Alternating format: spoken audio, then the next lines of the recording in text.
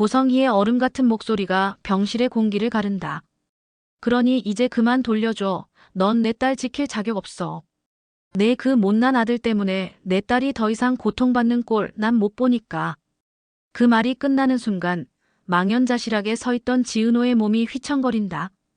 그녀는 믿을 수 없다는 듯 고개를 저으며 떨리는 목소리로 간신히 한마디를 뱉어낸다. 거짓말. 거짓말이죠? 고성희는 그런 지은호에게 한 걸음 더 다가서며 세상에서 가장 슬픈 표정을 짓는다. 은호야, 이게 다 널 위해서야. 더 이상 이런 곳에서 널 고생시킬 수 없어. 이리 와, 엄마한테. 안 돼, 은호야. 침상에 누워있던 정순이가 링거 바늘이 꽂힌 팔로 기어코 몸을 일으키려 발버둥 친다. 언니, 제발. 은호는 내 딸이야. 내 딸한테서 떨어져. 바로 그 순간 병실 문이 거칠게 열리며 이지혁과 박성재가 거의 동시에 뛰어들어온다. 눈앞에 펼쳐진 지옥 같은 광경에 두 사람의 얼굴은 순식간에 굳어버린다. 이지혁은 본능적으로 고성의 앞을 막아서며 으르렁거린다. 회장님, 사모님, 지금 여기서 뭐 하시는 겁니까? 하지만 박성재의 시선은 오직 한 사람, 금방이라도 부서질 것처럼 위태롭게 서 있는 지은호에게 고정되어 있다. 그는 조심스럽게 다가가며 그녀의 이름을 부른다. 은호 후배, 괜찮습니까? 모든 소음과 모든 사람들이 흐릿하게 번져나가는 가운데 지은호의 귀에는 아무것도 들리지 않는다. 낳아준 엄마와 길러준 엄마 그리고 자신을 향한 두 남자의 절박한 시선. 이 모든 것이 그녀의 숨통을 조여온다. 결국 버티지 못한 지은호의 눈앞이 캄캄해지며 그녀의 몸이 힘없이 뒤로 쓰러진다. 지은호, 은호 후배. 두 남자의 절규가 병실을 가득 메운다. 뇌피셜 예고편 지금 바로 시작합니다. 시작 전 구독, 좋아요, 알림 설정 잊지 마시고요. 공증서에 적힌 세 번째 조항을 본 이지혁의 얼굴이 차갑게 굳어버렸습니다. 그건 단순한 계약 조건이 아니라 과거 자신에게 상처받았던 지은호가 쌓아올린 견고한 방어벽 그 자체였으니까요. 제3조 본 계약은 상호 존중을 기반으로 한 비즈니스 파트너십으로 의리지역의 개인적인 감정 문제로 인해 갑지은호의 업무에 지장을 받거나 계약 파기를 원할 시 을은 진행 중인 모든 공동 프로젝트의 지분 및 권리를 조건 없이 포기한다. 이게 뭡니까, 지은호 실장? 이지혁의 목소리에는 당혹감과 함께 씁쓸함이 묻어났습니다. 비혼주의자에다 감정 표현에 서툴렀던 과거의 자신이 그녀에게 얼마나 깊은 불신을 새겨놓았는지 온몸으로 깨닫는 순간이었죠. 지은호는 흔들림 없는 눈빛으로 이지혁을 마주보며 말했습니다. 대표님은 항상 선을 넘으시잖아요. 일과 감정을 구분 못하시는 분이랑 또다시 엮여서 제 인생을 낭비하고 싶지 않다는 최소한의 안전장치예요. 이 조건이 불쾌하시면 동업은 없던 일로 해도 좋습니다. 그 단호함에 이지혁은 차마 반박할 말을 찾지 못했습니다. 자존심이 상했지만 동시에 오기가 생겼습니다. 그는 펜을 들어 계약서에 거칠게 서명하며 중얼거렸습니다. 좋아요. 그렇게 원한다면 철저하게 비즈니스로만 대해주죠. 대신 지은호 씨, 후회하지 마세요. 이 한마디와 함께 두 사람 사이에는 이전보다 훨씬 더 팽팽하고 위험한 긴장감이 흐르기 시작했습니다. 사랑과 미움, 비즈니스와 사적인 감정이 뒤섞인 두 사람의 아슬아슬한 동업은 그렇게 막을 올렸습니다. 박성재는 두 사람이 결국 동업을 시작했다는 소식을 듣고 더 이상 지켜만 볼 수 없다는 위기감을 느꼈습니다. 그는 늘 은호의 뒤에서 묵묵히 기다려주는 것이 미덕이라 생각했지만 그 미덕이 기회를 놓치게 만들고 있다는 걸 깨달은 거죠. 성재는 아버지 박진석 회장에게 처음으로 부탁이라는 것을 했습니다. 아버지, 회사에서 새로 추진하는 복합문화공간 프로젝트 인테리어 총괄 디렉터로 지은호 실장을 추천하고 싶습니다. 저희 회사와 단독으로 계약하는 조건으로요. 호탕한 성격의 박진석 회장은 아들이 처음으로 무언가를 강하게 원하자 흔쾌히 허락했습니다. 그래. 우리 아들이 사람 보는 눈은 정확하지. 당장 추진해봐. 박성재는 이지혁과 지은호가 함께 있는 사무실로 직접 찾아가 거부할 수 없는 제안을 던졌습니다. 그것은 지역의 작은 스타트업이 감당할 수 없는 대기업의 막대한 자본과 규모가 투입되는 프로젝트였습니다. 은호 후배, 이건 은호 후배가 디자이너로서 꿈을 펼칠 수 있는 최고의 무대가 될 겁니다. 대신 저희 회사 전속으로 일해줬으면 합니다. 그 순간 이지혁의 표정이 싸늘하게 굳었습니다. 이건 명백한 도발이었죠. 절친한 친구가 자신의 파트너를, 그것도 자신이 마음에 품기 시작한 여자를 대놓고 빼가려는 속셈이었으니까요. 지은호는 성재의 파격적인 제안에 잠시 흔들렸지만 이미 지역과 공증까지 마친 계약을 깰 수는 없었습니다. 본부장님, 정말 감사한 제안이지만 저 이미 이 대표님과 함께하기로 약속했습니다. 은호의 정중한 거절에도 박성재는 물러서지 않았습니다. 그는 오히려 부드럽게 웃으며 말했습니다. 괜찮습니다, 은호 후배. 일은 일이죠. 혹시 주말에 시간 괜찮습니까? 은호 후배가 좋아하는 작가 전시회 티켓이 생겼는데 같이 보러 갔으면 좋겠습니다. 일로 접근하는 것이 막히자 그는 정중하지만 단호하게 은호의 사적인 시간을 파고들기 시작했습니다. 이지혁은 주먹을 꽉 쥐었지만 사생활 언급 금지 조항 때문에 아무 말도 할 수 없었습니다. 그저 두 사람의 모습을 지켜보며 속만 태울 뿐이었죠. 이 사건을 계기로 이지혁과 박성재의 오랜 우정에는 처음으로 날카로운 균열이 생기기 시작했습니다. 한편 고성희는 자신의 계획을 차근차근 실행에 옮기고 있었습니다. 그녀는 지은호를 되찾기 위한 가장 효과적인 방법이 지은호가 지금껏 의지해온 세상을 무너뜨리는 것이라고 판단했습니다. 그리고 그 계획의 가장 중요한 말로 자격지심과 불만으로 가득 찬 지강호를 점찍었죠. 고성희는 고급 레스토랑으로 지강호를 불러냈습니다. 지강호는 어리둥절하면서도 화려한 분위기에 금세 압도되었습니다. 고성희는 우아하게 와인을 따르며 마치 그의 마음을 다 안다는 듯이 말했습니다. 강호 씨, 많이 힘들었죠? 피 한 방울 안 섞인 누나 때문에 평생 비교당하고 받아야 할 사랑도 제대로 못 받고. 그 한마디에 지강호의 눈시울이 붉어졌습니다. 처음으로 누군가 자신의 편을 들어준다는 생각에 그는 속에 있던 불만을 모두 쏟아냈습니다. 고성희는 만족스러운 미소를 지으며 본론을 꺼냈습니다. 내가 강호 씨 꿈을 이뤄줄게요. 작은 가게 하나 차려서 사장님 소리 듣게 해줄 수 있어요. 대신 나 좀 도와줘야겠어요. 고성희의 제안은 달콤한 독이었습니다. 그녀는 지강호에게 돈을 쥐어주며 정순이의 식당에 가서 일부러 행패를 부리라고 지시했습니다. 손님들 앞에서 이 여자는 친아들인 나는 내팽개치고 주워온 딸년한테만 모든 걸 다 갖다 바친다. 라고 소리치라는 잔인한 각본까지 짜주었죠. 결국 돈에 눈이 먼 지강호는 그 계략에 넘어갔습니다. 그는 만취한 채로 정순이의 식당에 들이닥쳐 손님들이 가득한 저녁 시간에 고래고래 소리를 질렀습니다. 엄마, 나한테는 돈 한 푼 안 주면서 저가짜 누나한테는 가게까지 차려주려고 했지. 내가 다 알아. 식당은 순식간에 아수라장이 되었습니다. 정순이는 아들의 끔찍한 모습에 얼굴이 새하얗게 질렸습니다. 그 순간 가게로 들어서던 지은호가 모든 상황을 목격하고 말았습니다. 충격과 슬픔에 휩싸인 정순이는 결국 그 자리에서 혼절에 쓰러졌고 구급차에 실려 병원으로 이송되었습니다. 지은호는 쓰러진 엄마의 손을 붙잡고 오열했습니다. 자신이 가족에게 축복이 아니라 씻을 수 없는 상처와 불행의 근원이 된 것만 같아 가슴이 미어지는 듯 했습니다. 그리고 이 모든 비극을 꾸민 고성희는 병원 복도 저편에서 걱정스러운 표정을 연기하며 나타날 준비를 하고 있었습니다. 이지환과 박영나의 이야기는 박영나가 그린 웹툰의 다음 화를 이지환이 애타게 기다리는 소소한 일상에서 시작되었습니다. 이지환에게 박영나의 웹툰은 단순한 만화가 아니었어요. 삶의 의욕을 잃었던 그에게 다시금 무언가를 기대하고 응원하게 만드는 유일한 활력소였죠. 영나야, 다음 편은 언제 나와? 주인공이 저렇게 위험한데. 저러다 큰일 나겠다. 아무도 없는 차 안에서 이지환은 자연스럽게 말을 놓았습니다. 박영란은 자신의 작품에 열광해주는 첫 번째 독자가 생겼다는 사실에 수줍어하며 대답했습니다. 아, 거의 다 됐어요, 오빠. 조금만 더 기다려주세요.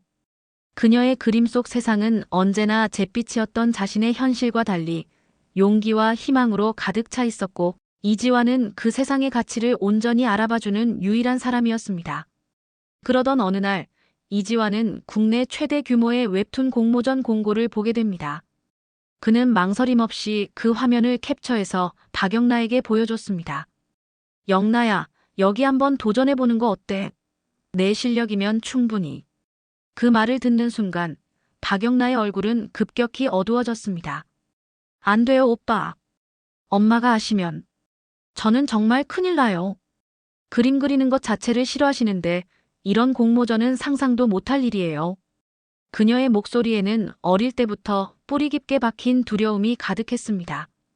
그때 이지환이 처음으로 기사가 아닌 한 남자로서 진심 어린 눈으로 그녀를 바라보며 말했습니다. 이건 내 인생이잖아.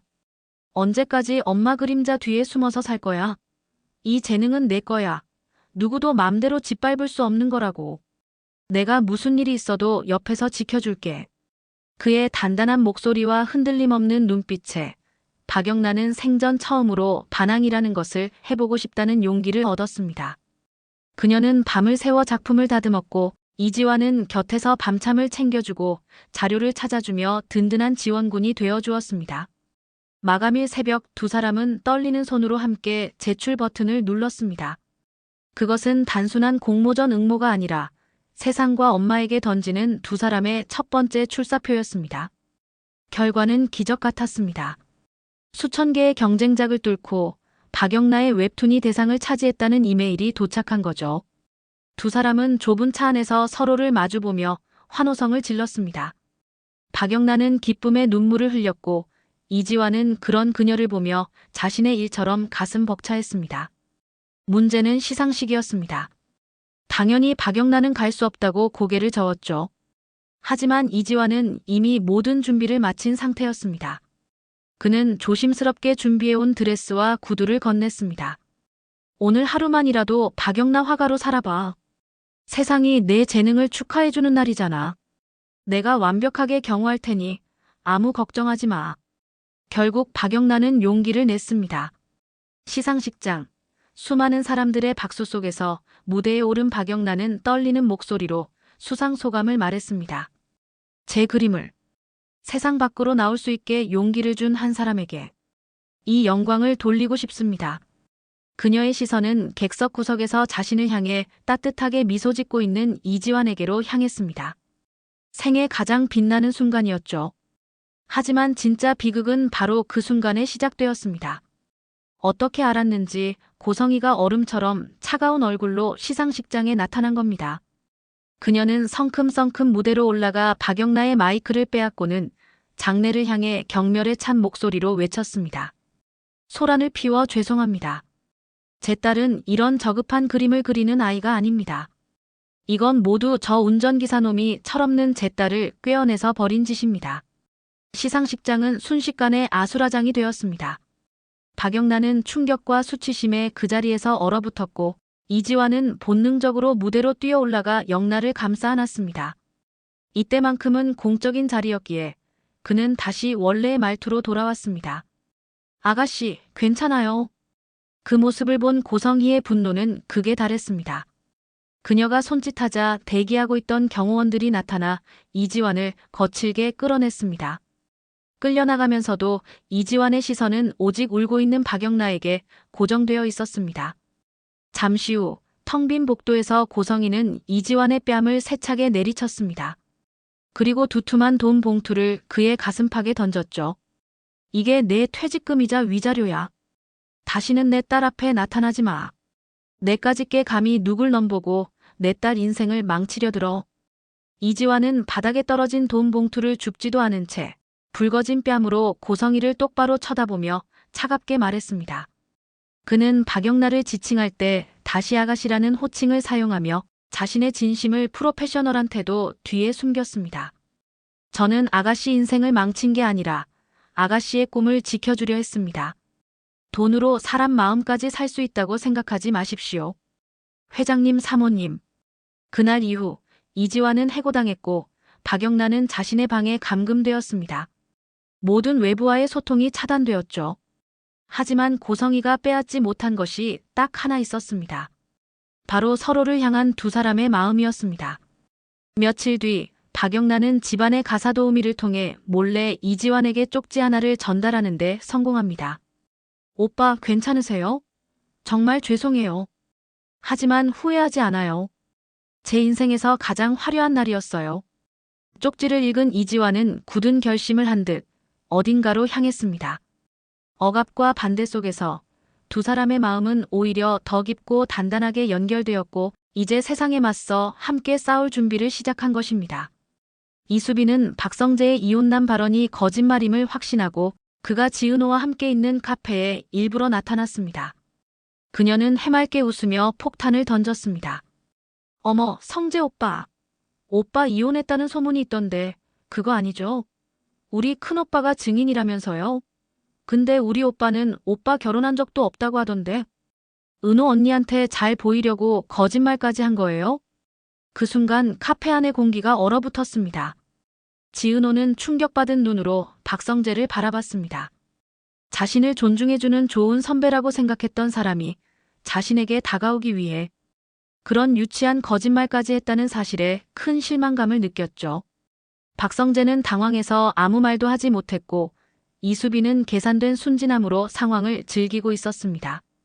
이 사건으로 박성재에 대한 지은호의 신뢰에는 금이 가기 시작했고 이지혁은 자신도 모르게 안도하는 스스로를 발견하며 복잡한 감정에 휩싸였습니다. 병원에 입원한 정순이는 지은호의 손을 잡고 눈물을 흘렸습니다. 은호야, 미안하다. 내가 강호를 잘못 키웠어. 하지만 지은호는 모든 것이 자기 탓 같아 고개를 들지 못했습니다. 바로 그때 병실 문이 조용히 열리고 고성이가 들어섰습니다. 그런데 그녀를 본 정순이의 반응이 이상했습니다. 단순한 방문객을 보는 눈이 아니었죠. 마치 수십 년 만에 유령이라도 마주친 듯 얼굴이 새하얗게 질리며 입술을 파르르 떨었습니다. 성희 언니, 언니가 여길 어떻게? 정순이의 입에서 나온 언니라는 호칭에 지은호는 혼란스러운 눈으로 두 사람을 번갈아 쳐다봤습니다. 고성이는 싸늘한 미소와 함께 정순이의 침대맡으로 다가섰습니다. 그녀의 시선은 링거를 꽂은 정순이의 초라한 손을 경멸하듯 훑었습니다. 오랜만이네, 순이야. 꼴이 말이 아니구나. 내가 30년 전에 너한테 내 전부를 맡기면서 뭐라고 부탁했었지? 고성희의 목소리는 얼음장처럼 차가웠습니다. 그녀의 말 한마디 한마디가 과거의 봉인을 해제하는 주문 같았습니다. 아득한 옛날, 지독한 가난 속에서 서로를 의지했던 두 젊은 여자의 모습이 스쳐 지나갔습니다. 아이를 키울 능력이 없었던 절망적인 상황의 젊은 고성애, 그리고 그런 친구를 위해 기꺼이 아이를 품에 안았던 마음 따뜻했던 젊은 정순이. 내 딸 세상 누구보다 행복하게, 곱게만 키워달라고. 내가 다시 데리러 올 때까지. 아니, 영영 못 오더라도 부디 잘 키워달라고 빌었잖아. 그런데 이게 뭐야? 고성이는 잠시 말을 멈추고 눈물 젖은 지은호의 얼굴과 병상에 누운 정순이의 모습을 번갈아 쳐다보며 경멸하듯 말을 이었습니다. 고작 내 친아들한테 모욕당하고 결국엔 이렇게 병실에 누워있는 신세가 됐구나. 내가 내 딸을 너한테 맡긴 건 이런 꼴을 옆에서 지켜보며 가슴 찢어지게 하려고 그런 줄 알아. 정순이는 아무런 대꾸도 못한 채 그저 눈물만 흘렸습니다. 이 모든 대화를 옆에서 듣고 있던 지은호는 온몸이 굳어버렸습니다. 내 딸이라는 단어가 심장을 후벼 파는 것 같았죠. 두 분 아는 사이세요? 지금 무슨 말씀을 하시는 거예요? 지은호가 떨리는 목소리로 묻자 고성이는 드디어 지은호에게로 시선을 돌렸습니다. 방금 전까지의 냉혹함은 온데간데 없이 슬픔과 애정이 가득한 눈빛으로 지은호의 얼굴을 어루만지려 손을 뻗었습니다. 그래, 은호야. 이제는 말해줘야겠구나. 내가 널 낳아준 엄마야. 그 충격적인 고백과 함께 고성이는 다시 정순이를 향해 서늘하고 오만한 목소리로 마치 벌레를 보듯 내뱉었습니다. 그러니 이제 그만 돌려줘. 넌 내 딸 지킬 자격 없어. 내 그 못난 아들 때문에 내 딸이 더 이상 고통받는 꼴 난 못 보니까. 고성이가 바로 지은호의 친엄마라는 사실이 30년 전에 애틋했던 약속과 현재의 잔인한 배신이 교차하는 이 병실에서 가장 비극적인 방식으로 세상에 드러나는 순간이었습니다. 이지혁과 박성재는 동시에 병원으로 달려왔습니다. 복도 끝에서 망연자실하게 서 있는 지은호를 발견한 두 남자. 하지만 지금 지은호의 눈에는 아무것도 보이지 않았습니다. 30년간 믿어왔던 자신의 세상이 과거의 비밀과 함께 통째로 무너져 내리고 있었으니까요. 과연 지은호는 이 거대한 운명의 소용돌이 속에서 어떤 선택을 하게 될까요? 자신을 낳아준 엄마와 길러준 엄마, 그리고 자신을 흔드는 두 남자 사이에서 그녀의 화려한 날들은 이제부터 진짜 시작이었습니다. 지금까지 영상이 재미있으셨다면 구독, 좋아요, 알림 설정까지 부탁드려요. 영상 제작에 큰 힘이 됩니다.